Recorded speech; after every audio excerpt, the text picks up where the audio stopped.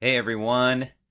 Before we jump into our episode of the week, we wanted to introduce you to a voice that was sent in. This is a female named Angie. We're actually friends with her. We went to college with her, and she is offering a response to our episode on how religion fucked up sex.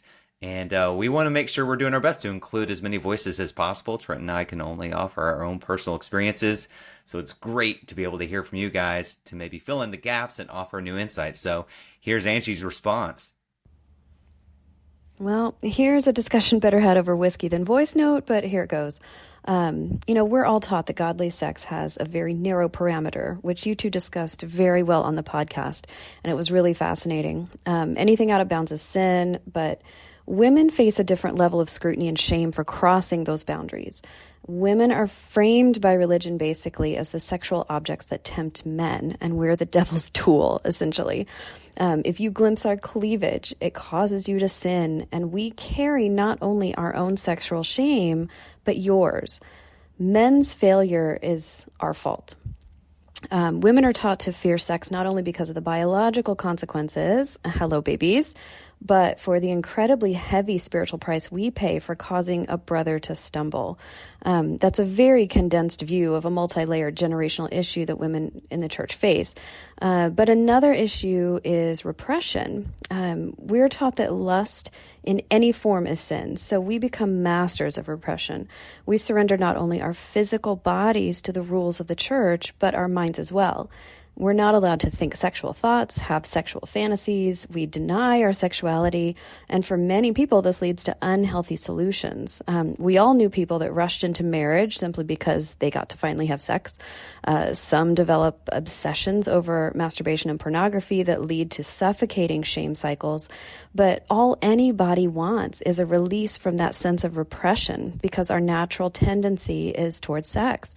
So essentially, religion is a fucked up system that controls believers through fear and shame, creating an unhealthy approach to life's most fundamental experience. That's my thought. I hope I got it in under 60 to 90 seconds. But keep doing what you guys are doing. I think your podcast is fantastic. I'm excited to hear what's coming around. So, bye. What are your thoughts, Trent? Well, first of all, thank you, Angie, so much for sharing and for doing so in such a eloquent and sincere way. I noticed that Angie used the words sin and shame, and then she also used the word natural tendency. Now, sin and shame are things that we discover from the Bible. Those are biblical concepts. And then the concept of a natural tendency in terms of maybe there might be some overlap with our evolutionary wiring. Are those two things compatible? The sense of sin and shame, that we should be ashamed of sort of what our natural wiring is.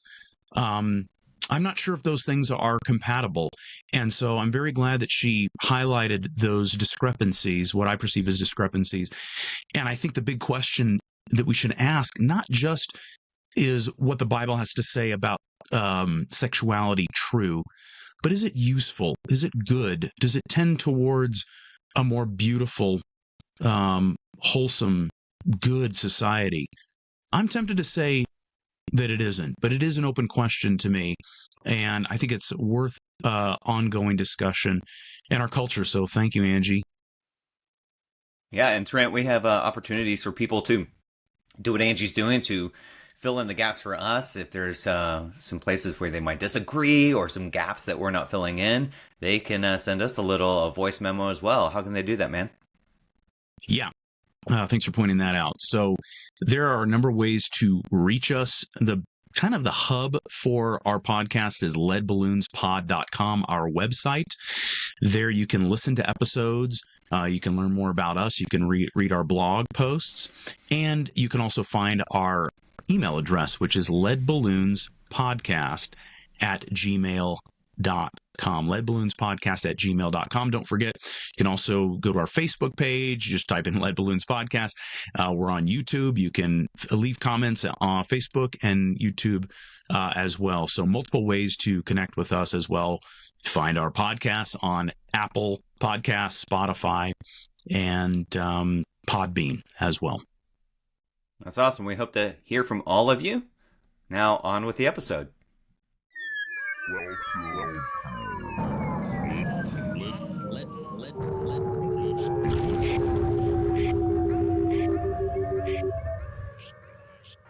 Lead balloons. Lead balloons. The alchemy of unpopular opinions. Unpopular opinions. Yeah, I feel a little spicy today, so all bets are off. And I know that you're out to get the ladies. We're not encouraged to think critically. Life is hard. It's supposed to be hard. Oh my god. That's hilarious. Busted. Well, hello everyone. Welcome to our podcast, Lead Balloons, the alchemy of unpopular opinions. I'm Joel Triska here in Dallas, Texas. I got my buddy Trent T-Dog Hunter over there in the Denver area, Lakewood. How you doing, buddy? Quite well, man. Enjoying my 4th of July, chilling. Nothing too outstanding to report today, so I'm excited for another delicious, memorable podcast. Delicious. Yeah, for those of you out there, whenever you're listening to this, today for us is a particular point in time that is known to many as the birthday of Merica. And so, how do you feel about the birthday of Merica, Trent? Do you do fireworks? You ever done that stuff? It's been a long time since I've done fireworks. It's probably since I was living in Missouri, which was almost 20 years ago. I don't know how much you're able to buy out here. I know there's restrictions on what you can use, but it's been a long time since I've done fireworks. I don't know if it's a good or bad thing. I do miss some Roman candles, driving through the neighborhood, launching those at unsuspecting neighbors. Bottle Black rockets cats are fun. Black cats, lighting the whole thing at once. Yeah, do miss those days a little bit, but it's probably better that I'm not involved in that shenanigans anymore. So I wanted to share with you and our listeners, just a couple days ago, me and my partner woke up and we went outside, and someone had gotten up before the sun came up and put these little like American flags on everyone's driveway.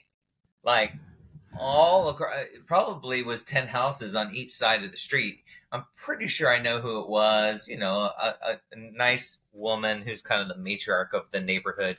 But like normally I would be like, just whatever. But like, God, I got a little bit of an allergy to flags just in general. And I want to talk a little bit about that because today we're going to talk about the idolatry of patriotism. And we're going to get into some alchemy of unpopular opinions. All right, you ready, folks?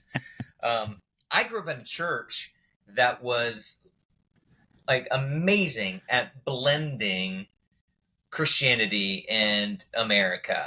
We for whatever reason, our choir director just loved the whatever 4th of July weekend, and our choir would have like red, white, and blue like themes in their robes. They would sing patriotic songs, like they would sing like Grand Old Flag like it was a worship song. And there would be people like lifting their hands, singing "You're a grand old flag." And I was just like, what is happening? And then always at the end, because he was like at the head of like a local school district's like arts program, he had access to all these other theatrical things, and there would always be a confetti cannon in our sanctuary that would go off at the zenith, and it was always like extraordinarily louder than the music, so it was just like you're singing, there's like this confetti going everywhere and this loud gunshot ringing through our shotgun sanctuary. And anyways, that was my experience of like growing up with Christianity being like very merged with patriotism. I'm just curious if you had any similar like Jesus plus America stories to share with us. Yeah, I do have a story too, but I want to put a pin if we have a chance to come back to it, because it makes me, I want to if we can't come back to it, I want to talk about just how interesting it is that happens, because Christianity purports to be like a kingdom, like the kingdom of God. And if the kingdom, let's say kingdom in quotation marks, of America is anything to a Christian, it would be a kingdom within a kingdom.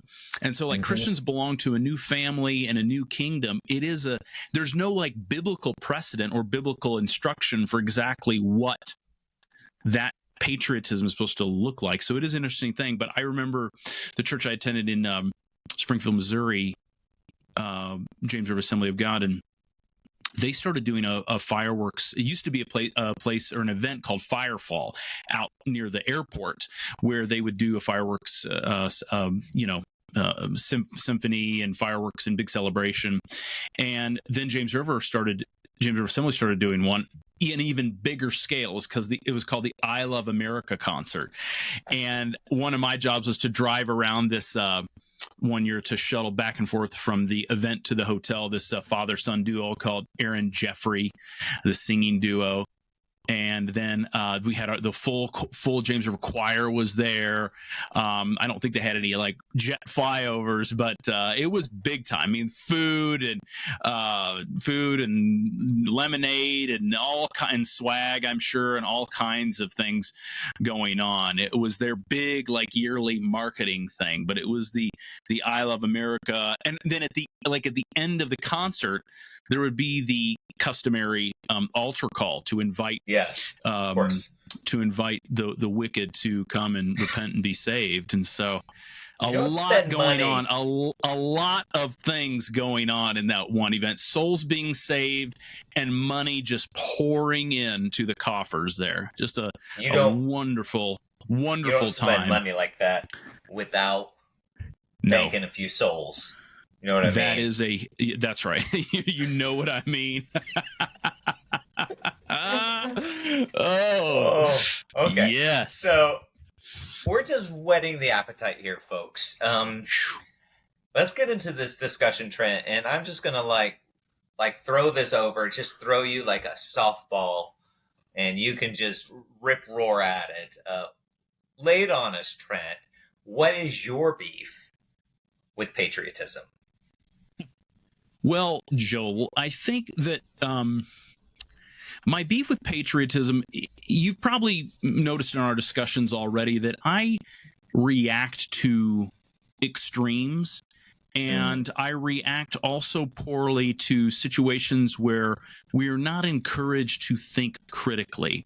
Now, I want to say first off that I have had moments in my life where I've had very strong feelings, which I'm not ashamed of, for my country. When 9/11 happened, I remember I had felt this sense of anger that I wanted to join the military and go do something about it. I was like, don't fuck with our country. I really felt that. And I think that's pretty normal to feel that, just like you'd feel it towards your family member, or I do feel a great sense of association. But it's the displaying of flags, it's the reciting of mantras, it's the Pledge of Allegiance at Star Spangled Banner at every single sporting event. It's the fireworks celebrations and all these kinds of things on days like today that are often used to sort of measure how patriotic you are. How many flags do you have in your yard? How many American flags can you put on you and your kids and your cars, and all these kinds of things, as if it's sort of like a purity test or something. And then on top of that, what I said about I react. So those are extremes to me. Versus maybe the person who posts like one flag in their little thing by their brick wall, like, a few days out of the year, to show that sense of solidarity. The solidarity is great. But the other thing is, a lot of these holidays, 4th of July included, are not moments when we sit down and we have discussions about, does anybody read the Declaration of Independence on the 4th of July? That's the founding document of our country. It's it's the sine qua non of our independence. Are we talking about that? Are we talking about why it's meaningful? Is it just about America, or is it about the American experiment that's ongoing?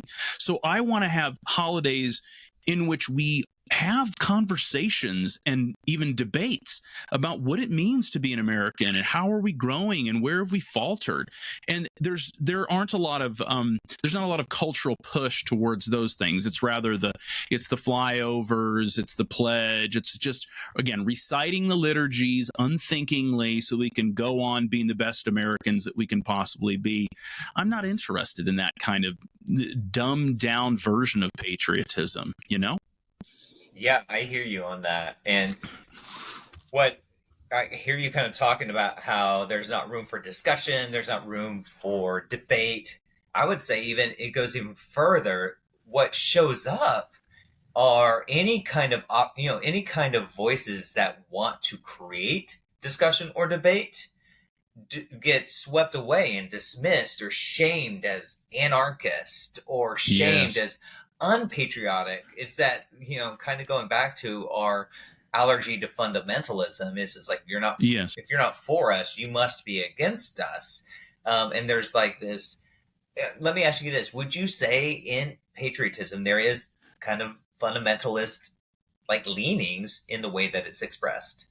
Yes, it's binary. It's love it or leave it. If you don't like it, leave. This is the dogma. You've got to accept the dogma. We're the best country at all times. And it's the Daniel Tosh. He's got a little bit where he talks about he's like maybe people wouldn't be quite so upset with us if we sort of hedged our bets a little bit, if we backed off maybe being the best country. Maybe if we said we're a top 10 country, then maybe people wouldn't be so pissed. But we say we're number one, then Daniel Tosh is like, have you ever been to Fiji?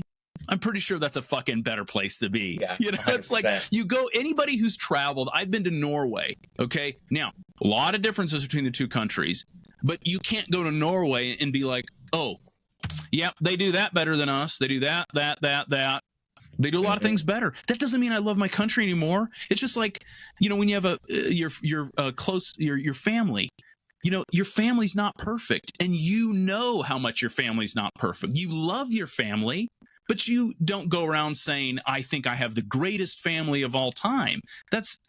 You don't have to do that to love something. But I think, the fundamentalism is the only way you can love something is if you don't see any of its flaws, just like Christian fundamentalists.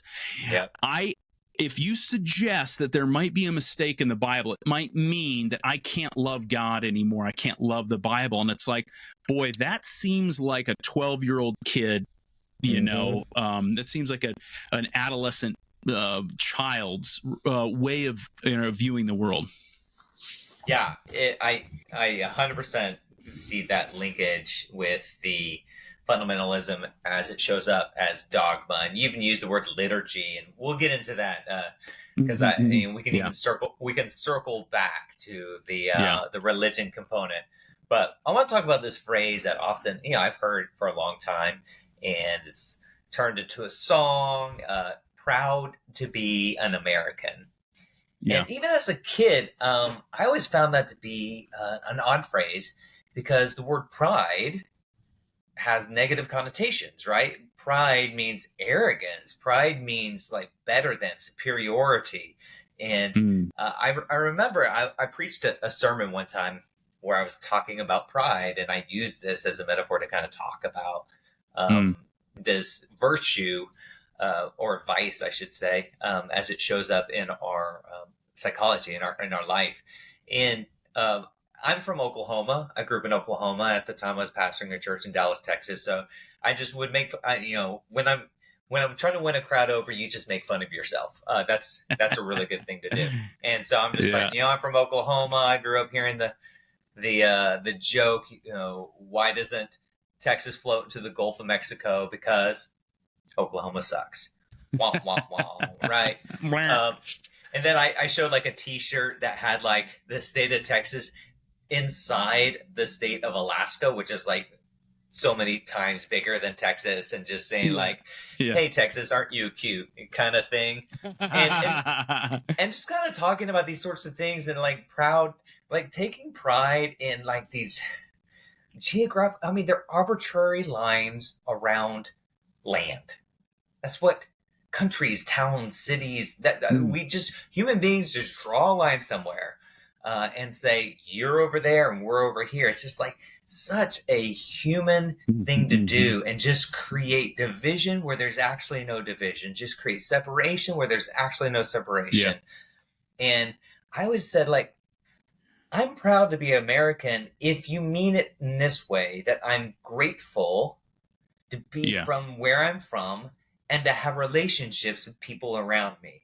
I'm grateful to be a part of this people. That doesn't mean that I believe I'm better than Mexicans or Koreans or like Moroccans. It doesn't mean any of that.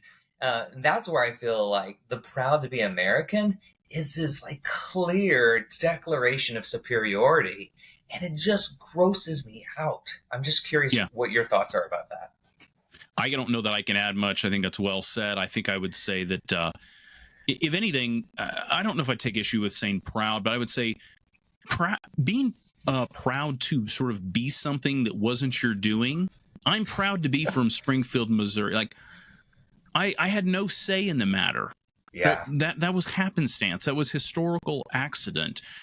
You see people in Colorado who have the little native bumper sticker, and I always laugh at that for a couple reasons. One, it's sort of ridiculous in the face of the fact that if anybody should be called native, it should be people who've been here, who can trace their ancestry in the U.S. for like 10,000 years. It sounds ridiculous to me. But also, you're native since 1982. Yeah, since 82. That's amazing. I'm native. It's like, so what, dude? I mean, if anything, it's embarrassing that you've never had the guts to move anywhere, you pussy. I mean, so it's like, do you know? I mean, am I wrong? I'm not wrong. We all know that. So yeah, I think people should be proud of what they or we have accomplished. You know, I'm proud of the things that we've done, but proud to be an American. I don't jive with that. It doesn't work much for me, Joel. Okay. Question for you. Let's look at the backside of this so that people don't hear us just criticizing him, poo-pooing on everything. What do you believe are some of the positive aspects of identifying with a people group? And what are the dangers? Well, I think from an evolutionary standpoint, it's absolutely essential that we feel a sense of loyalty to a group. And those groups can be small, like families or friendship groups or civic groups, and they could be even larger. They could be a national group. So that kind of loyalty ensures that people are going to look out for each other, protect from real enemies that do exist, and feel a sense of solidarity and mutual obligations. I think those things are definite reasons to be patriotic, for sure. Sure. What would you say the dangers are? Dangers of patriotism. I mean, again, I think that patriotism can be unnecessarily exclusive. It's our people against and binary. It's us against them. It's our people.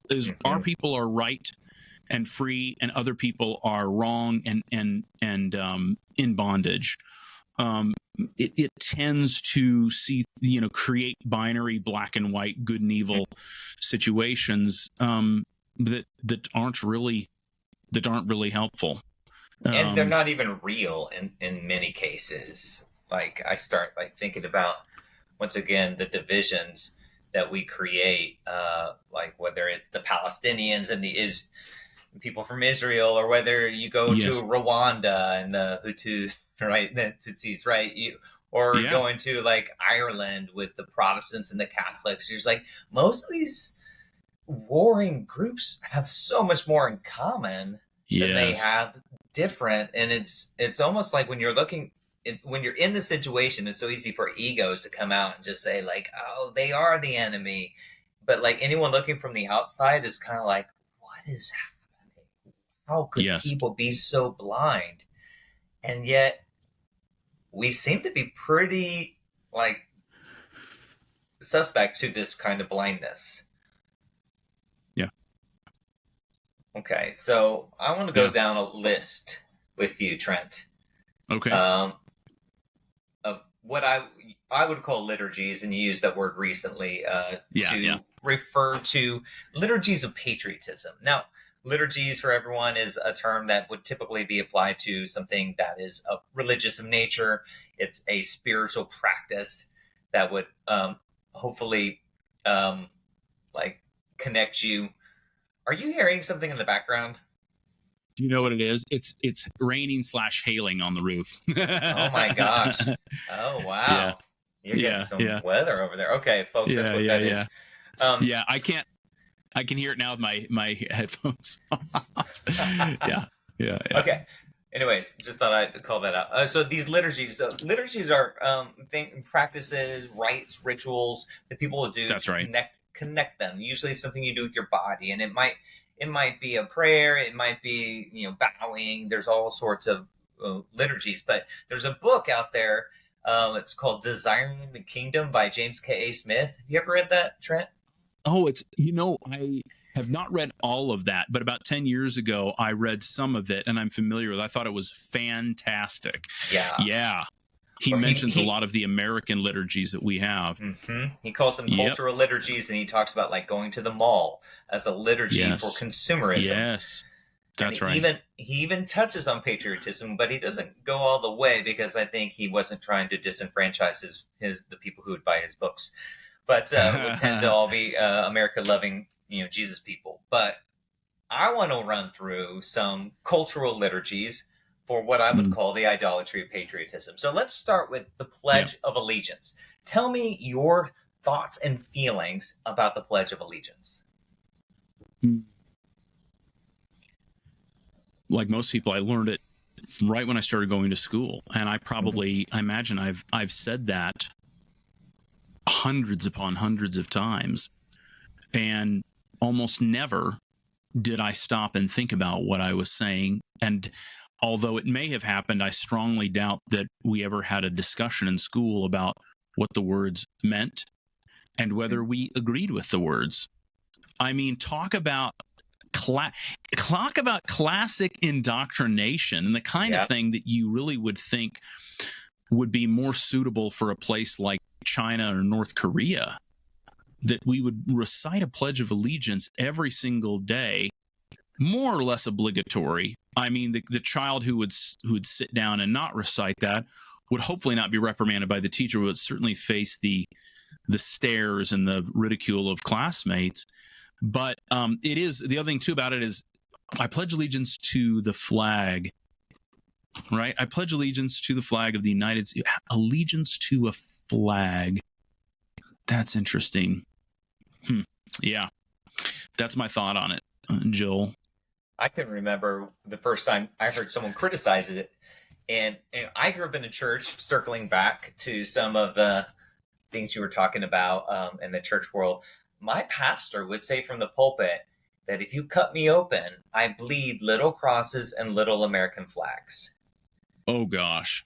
Yeah, and I'm like finishing up my degree in theology and learning in church history, and just like the issues with the people of God in the Bible when they began to identify themselves too much with a nation, and how like, oh, you think you're something? Let's talk about exile. The exile is a huge story of the Hebrew Bible, like with Habakkuk, and you read these other prophets, like basically saying like your head's got too big, guys. Your head's got too big, and you forgot that this God you served is the God of all nations, not just your nation. And so you read. I remember reading the Bible and just going like, oh, this feels off. And then I had a friend who was, she was like an intern, and she was still in undergrad, and she, I guess, had a professor that really challenged that word allegiance. You pledge allegiance, like that's in conflict with your commitment to Christ. So to pledge allegiance to the flag is to basically worship your country above God.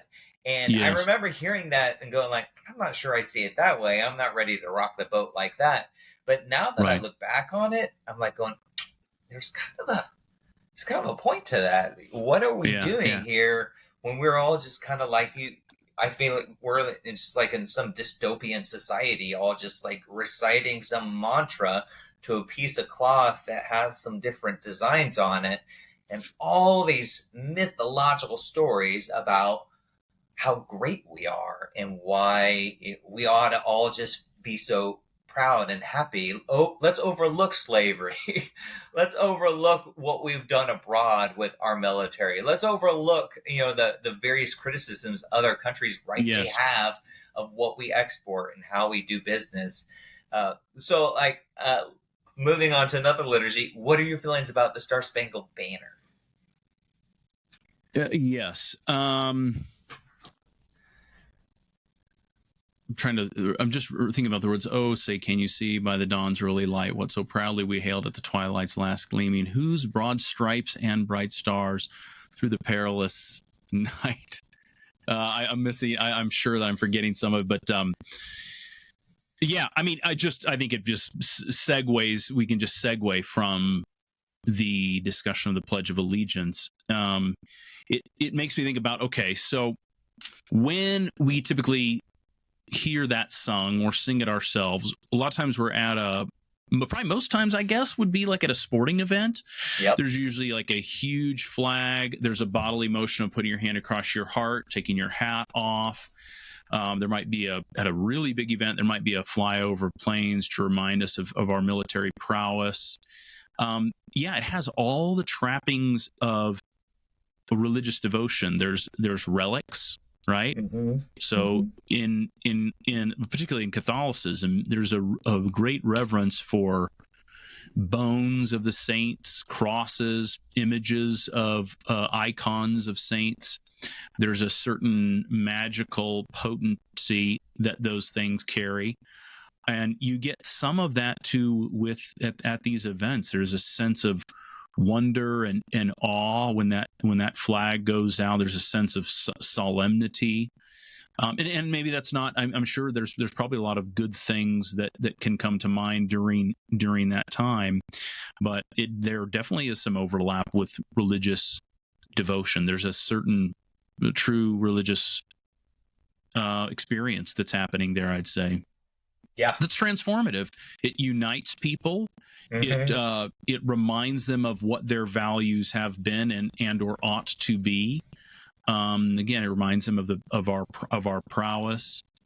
Yeah, but it is interesting that the occasion for doing that is at sporting events too. I mean, it's a great place because there's a huge audience there for it, so it makes sense from an efficiency standpoint. But it is also coupled to athletic events, as if to say that, as it almost suggests that the athletic event has some sort of it fits well with our national commitment. We're going to. Yeah. Anyway, I don't know. Some of these thoughts are half baked, but it's definitely things that are crossing my mind as I think about it. I think the sporting events thing is spot on, and like I don't go to live sporting events that often anymore, but when I do, I find that the obligatory Star Spangled Banner in the beginning very awkward for me. Not because I dislike America. I don't actually. There's a lot of things about the uniqueness of America within the context of the modern world and different countries and how we've developed governmentally and the different kind of cultural distinctions of our country that I appreciate and am very grateful for. I'm not like sweeping everything out as some like anarchist critic. Yes. That is not my heart. What my problem is, I come at this from the lens of a pastor, and I'm watching how liturgies manipulate people. Mm. And they draw us into this very uncritical space. And it makes me think of like the NFL. This is my understanding. I'm pretty sure it's true, but someone out there may correct us. But the national anthem wasn't always televised at the beginning of a football game. And then they changed that to include that for the televised portion. And that was an intentional move. That was an extraordinarily intentional move. I mean, one of the biggest um, like advertising uh, partners for the NFL is the Army. That The Army. That's right. yep, and they pay lots of money to like have people out in uniforms and doing all these things in front of people, connecting them with this something that people think is fun and their favorite teams or whatever. And then you had the whole thing with Colin Kaepernick, and I don't know how familiar you are with Yes. the people Yes. kneeling, talking.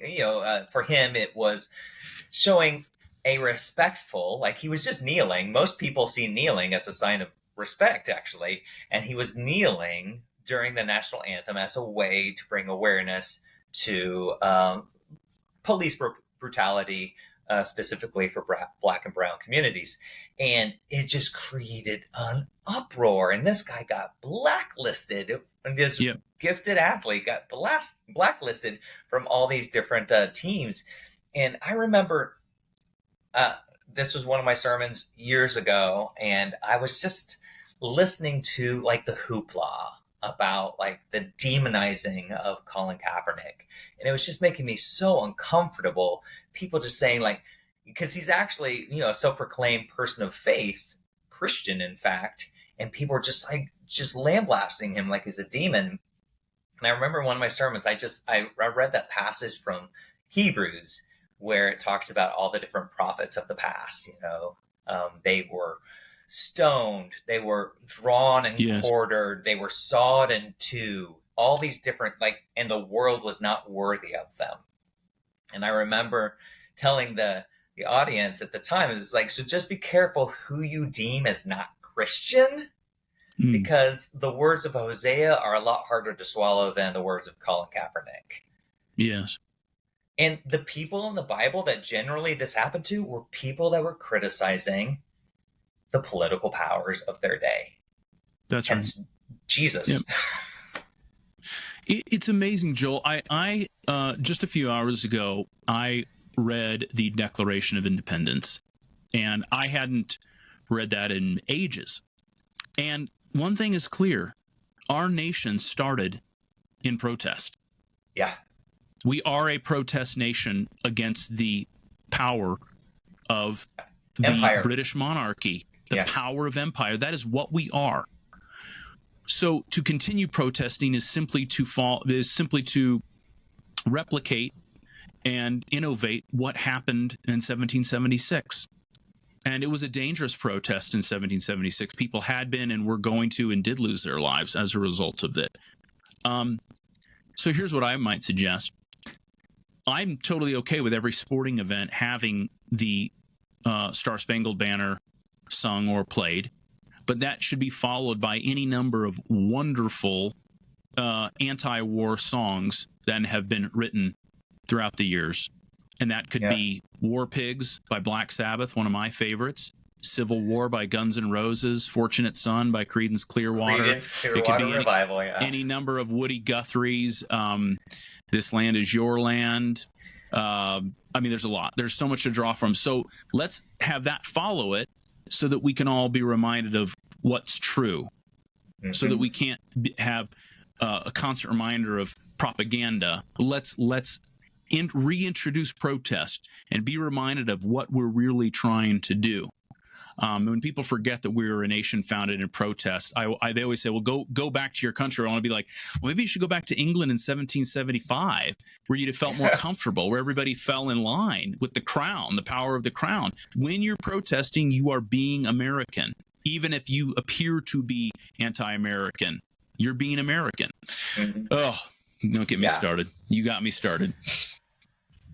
The hypocrisy is it's really hard to witness when you I think the thing that you and I might both find the most disturbing to see these people that have prefrontal cortexes, they have brains, many of them are intelligent, but there's this blind spot that they just for whatever reason turn their brain off and just got that's where I think this attachment to religion and politics is so powerful for the ego in terms of my identity, and people just go that route and they stop realizing, oh, I'm being a hypocrite right now. A word that Yes. Jesus used in the New Testament. I'm putting on a mask and acting like I'm something else, and it has no alignment with what I claim to be about. What are your thoughts on like media propaganda shows goes through movies or TV shows, things of that nature? Do you have like a movie Yeah, you I would mean, one that reference? comes to mind. This is going way back, but it's funny. I think I saw this movie in like the mid '80s. I was probably 6 years old, and it wasn't until I've watched this movie probably a dozen times, but it wasn't until sometime in my 20s that I realized how subtly propagandistic it was. But I don't know if you ever saw Rocky 4, Oh yeah, where the Rocky fights Russian, the Drago. Russians cut, Yeah, the Russians cut. yeah. I mean, it was like USA good. I mean, one of the main, if you were to reduce that to like a proposition, that movie would be the USA is good, the Soviets are, steroid taking, killer mechanical athletes, and it was just like, it was so clear that it was such classic like black and white America good, everybody else, the Soviets bad propaganda that fit very well in the mid 80s. It was, couched in this wonderful, iconic, character of Rocky. It was so clear that movie, obviously it was great entertainment, but it was clear in retrospect that they were trying to make, or they ended up making a point about what America is. It's just so funny. I mean, a lot of the Rocky movies had that kind of very America kind of, even like Yes. Apollo Creed and living in America. Got to have a celebration. Da, da, da, da, da. What a great one. I love that, dude. It's just flags everywhere. Yeah. I remember when watching Independence Day. With, Yes. Classic Will Smith. Like you got Jeff Goldblum, you got Bill Pullman as the president, great president in that movie. And I'm a sucker for sci-fi. Now, I was just talking with a friend the other day at work, and she was talking about how she used to live in Brazil, and she saw that movie in the theaters in Brazil, and it was such a different experience watching that movie in another country and just looking around going like, oh, we are telling the whole world that basically we're like, we always save the day. Like everyone can just like sit down and let America fight the aliens because we're the only ones who know how to do it, and we do it through sheer like, I will not go quietly into the night. That whole speech. It's just, I think about that and go like, oh, I've been drinking this Kool-Aid since I was a child, and it's really, really uncomfortable to go back and look at that stuff and go like, oh, right. Okay, we're assholes. Yeah. Yes. Okay. I bring this one up. You had mentioned to me you haven't even seen the musical Hamilton. Not seen it. No, vaguely familiar with it. That's it. Yeah. I mean, it's one of my kids' favorites, and I love listening to it too. But it's also like it's kind of a sneaky way of getting back into patriotism, even though it's got kind of that. It's got a real like hip hop vibe, which is just like grinding. Hamilton's the guy who just ground. And then it also has that, which is, I would say, is a cultural liturgy of just like pull yourself up by your bootstraps kind of stories. Then you have like these, it talks about in the musical, they use a lot of like diversity on the cast, which is really beautiful to say this is what America looks like now, right? America is very diverse. There's a real theme of immigrants in the musical. It's a beautiful piece of art, in my opinion. But what it still doesn't seem to do well is just kind of talk about like how we screw things up a lot. There's still a bit of a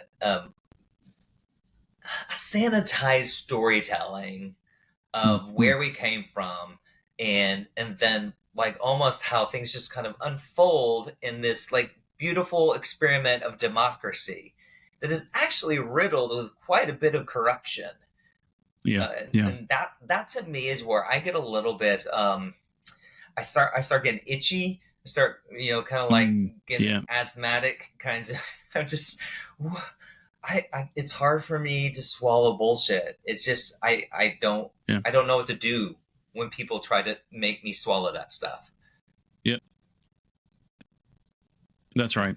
One-sided stories, a simplification of historical events that were certainly much more complex than we could imagine. I mean, I'm not a great student at all of the Revolutionary War, but I'm quite certain that many more things than just our independence from England were driving that thing, right? Absolutely. And that there were atrocities probably committed on both sides. There were, I'm sure it's not a simple story. But you remember, even as a kid, you'd read the little tiny little books about these historical events, and it's always like, George Washington rode out and they defeated the da da da da. Yeah. It's like, how many POWs were shot on the spot, or how many, exactly. How many people were gutted, or what? I mean, it's just like, you don't read about that stuff, do you? Yeah. Yeah. Hamilton does not cover how many Native Americans were slaughtered. Had been slaughtered mostly by the introduction of disease and so on. Exactly. Yeah. Mm-hmm. Okay. Final question. It's kind of heavy-handed title. The Idolatry of Patriotism. Okay. It's meant to poke the tiger in the cage. It's meant to, like, hopefully create some sort of reaction in people. But this is an honest question, Trent. Is this a big deal? Is people just like having their stories, their mythologies, and their pride in their country, like having their mugs with the red, white, and blue, like let them have their security blanket, right? Let them have their favorite stuffed animal. What's wrong with patriotism to this level? Is this a big deal? I would say that it is. I don't know exactly what it's causing, but I regard these symptoms that you've described, that we've talked about, all the trappings of patriotism, to be an indication of some level of decay in our society. I worry about a society in which people have lost their critical faculty, and that desire to think critically doesn't mean they have to agree with me. They might disagree vehemently, but I would respect a person that has said, this 4th of July, I sat down and I did this activity where I got together with friends and we had this vigorous debate or vigorous discussion. Not just that we lit off fireworks, which that's fun, but whatever that has to do to commemorating a very solemn, tragic / great moment in history, I'm not sure, but I regard it as sort of a bellwether of a intellectual degradation in our society, where we're less and less willing to critique empire and critique things in our society, even things that we may want to accept, but we've at least thought through. I'm not a huge fan of that, and I worry about it. And I think it's possible that increasingly in our world, people are seizing, and there are fewer occasions for exercising their gray matter when it comes to civic issues. I'm probably guilty as well, and so that would be probably my parting shot there, brother. Tell me more what you mean by exercising their gray matter.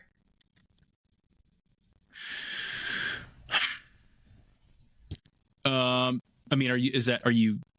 I not elaborate it well? What do you mean by that? I would, okay. Read more books, put away television shows, have great discussions. Think about I don't think liturgies are bad. But Sure. like, for example, in the church, the Apostles' Creed, study it, read about it. Do you agree with the words? If you're going to say a word, you should say a phrase that reflects a belief affirmation. You should agree with it. You should do business with it. If you want to sing the Star Spangled Banner, put your hand over your heart, do business with that. If you want to go light off fireworks and put flags everywhere, could you articulate in a few sentences why it's important to put flags all over your and everybody else's yard in the neighborhood? Maybe you've got good reasons for it. I don't hear them. I don't know. I just see little slogans on the back of trucks about AK-47s and if you don't like it, leave it. I mean, little slogans like that it doesn't really reflect a thinking process. So, Yeah. I hear that. The gray matter to life by T-Dog Hunter. Yeah. All right. Well, I think we'll wrap it up with that. Thank you for those parting shots across the bow. That's right. Everyone, happy 4th of July. I wore That's my right. closest I had to a patriotic shirt, and it's my tank top that I got at actually a wine walk celebrating Gay Pride Month last month. But Nice. that is also America. That's right. All right, folks. Until next time, thanks for joining us for Lead Balloons, the alchemy of unpopular opinions. Until next time.